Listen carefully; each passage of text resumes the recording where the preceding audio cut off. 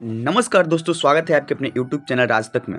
तो आज हम जानेंगे एफकैट न्यू वैकेंसी के बारे में संपूर्ण डिटेल। जी हाँ दोस्तों, आप सही सुन पा रहे हैं। जो अभी एफकैट के न्यू वैकेंसी आई है, इसकी क्या प्रक्रिया होने वाली है, हम इस वीडियो के माध्यम से तमाम जानकारी आपके साथ साझा करेंगे। जैसे कि एज लिमिट क्या होने वाली है, इसका सिलेबस क्या होने वाला है, और इसकी एलिजिबिलिटी जो एक कौन से विद्यार्थी इस फॉर्म को भर सकते हैं, क्या योग्यता होनी चाहिए, इसका अप्लाई डेट क्या है, और इसका फॉर्म कब से कब तक भरा जाएगा, ऐसी तमाम बातों को जानेंगे हम जो आपके मन में चल रहा है। तो चलिए दोस्तों, बिना टाइम गवाए शुरू करते हैं वीडियो को। तब तक जितने भी दोस्त हमारे चैनल को लाइक और सब्सक्राइब नहीं किए हैं, कृपया उस चैनल को लाइक और सब्सक्राइब करके बेल आइकन को प्रेस कर ले। तो चलिए दोस्तों, बिना टाइम गवाए शुरू करते हैं वीडियो को। तो चलिए दोस्तों, देखते हैं रिपोर्ट के अनुसार क्या जानकारी दी गई है। एफकैट के एफकैट 1 2026 नोटिफिकेशन, एफकैट 1 2026 का नोटिफिकेशन जारी कर दिया गया है। जी हाँ दोस्तों, जो एफकैट का नोटिफिकेशन है, इस साल का जो 1 फॉर्म है वो जारी कर दिया गया है। अब 17 नवंबर से करें अप्लाई। जी हाँ दोस्तों, जो इसका अप्लाई डेट है वो 17 नवंबर से ही स्टार्ट कर दिया जाएगा। जितने भी कैंडिडेट इसके लिए अप्लाई करना चाहते हुए अपने डॉक्यूमेंट तैयार करें। चलिए दोस्तों, देखते हैं और इसमें क्या जानकारी दी गई है।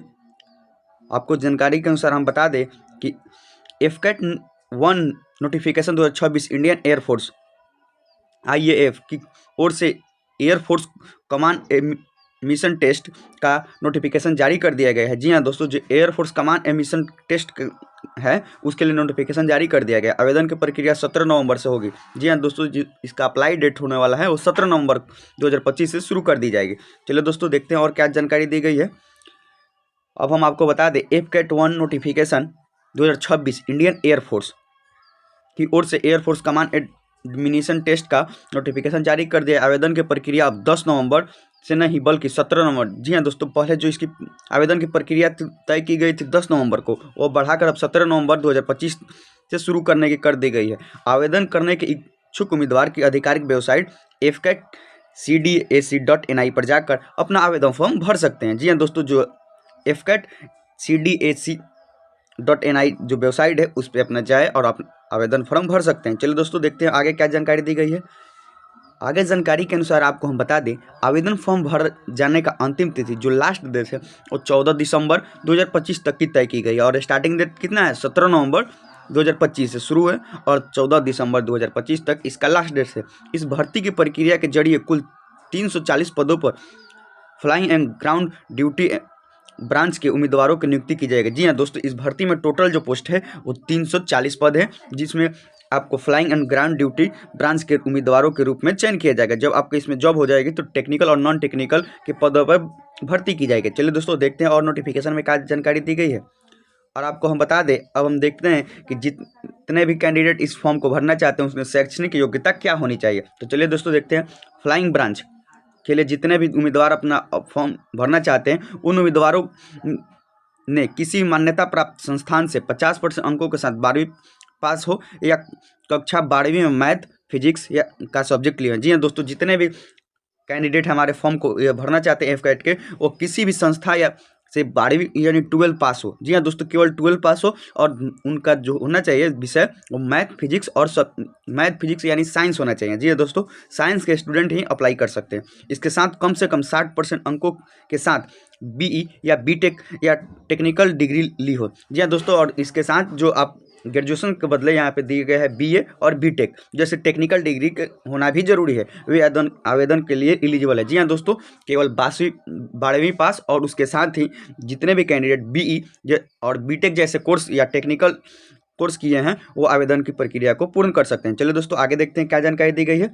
आगे हम आपको बता दें, ग्राउंड ड्यूटी टेक्निकल जो ऊपर बताएं हम लोग नॉन टेक्निकल का था। अब हम इसमें देखते हैं क्या बताई गई है योग्यता में।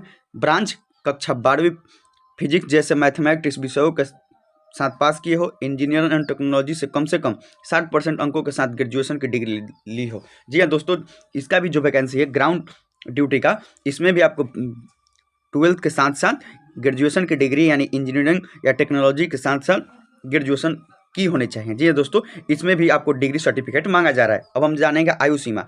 जी हाँ दोस्तों, जो इसमें एफकैट का भी वैकेंसी चल रहा है, इसमें आयु सीमा कितनी होनी चाहिए। फ्लाइंग पद पर आवेदन के लिए उम्मीदवारों की आयु सीमा 20 से 24 वर्ष की होनी चाहिए। जी हाँ दोस्तों, जो फ्लाइंग पद का है यानी जो जहाज उड़ाने का काम है, उसके लिए विद्यार्थी की उम्र कितना होना चाहिए, 20 से 24 वर्ष के बीच होनी चाहिए। वहीं ग्राउंड ड्यूटी यानी टेक्निकल और नॉन टेक्निकल पद पर आवेदन के लिए उम्मीदवारों की आयु सीमा कितनी होनी चाहिए? 20 से 26 वर्ष। यानी नॉन टेक्निकल पद पर जितने भी आवेदन करेंगे बच्चे, उनके लिए जो आयु सीमा रखी गई है 20 से 26 वर्ष के बीच रखी गई है। चलिए दोस्तों देखते हैं हम लोग एप्लीकेशन फ़ी के बारे में। इस फॉर्म को भरने के लिए आपको कितना पेमेंट करना पड़ेगा? आवेदन के लिए सभी कैटेगरी के उम्मीदवारों को 550 रुपया प्लस GST रुपये की एप्लीकेशन फीस जमा करना पड़ेगा। जी हाँ दोस्तों, जो एफकेट का नोटिफिकेशन है उसमें आपको क्लियर कर दिया गया, आपको जो फी लगेगा 550 प्लस GST जितना लगेगा उतना आपको जमा करना होगा। NCT एंट्री के लिए उम्मीदवारों को कोई एप्लीकेशन फ़ी नहीं देनी पड़ेगी। जी हाँ दोस्तों, NCC एंट्री के लिए उम्मीदवारों को कोई फी अलग से नहीं देना पड़ेगा। चलिए दोस्तों आगे जानते हैं इसका परीक्षा का पैटर्न क्या होने वाला है, परीक्षा में कौन कौन से क्वेश्चन पूछे जाएंगे, किस विषय से कितना आएगा, जानते हैं इस सभी बातों को। सिलेक्शन प्रक्रिया में एक लिखित परीक्षा। जी हाँ दोस्तों, सिलेक्शन की प्रक्रिया में एक लिखित परीक्षा होगी।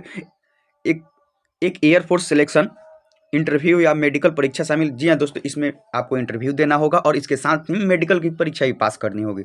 एफकेट लिखित परीक्षा 300 अंकों की होती है। जी हाँ दोस्तों, आपको हम बता दें जो एफकेट की परीक्षा होती है वो 300 नंबर की होती है, जो 2 घंटे में कुल 100 क्वेश्चन पूछे जाते हैं, जिसमें क्वेश्चनों की संख्या कितनी होती है?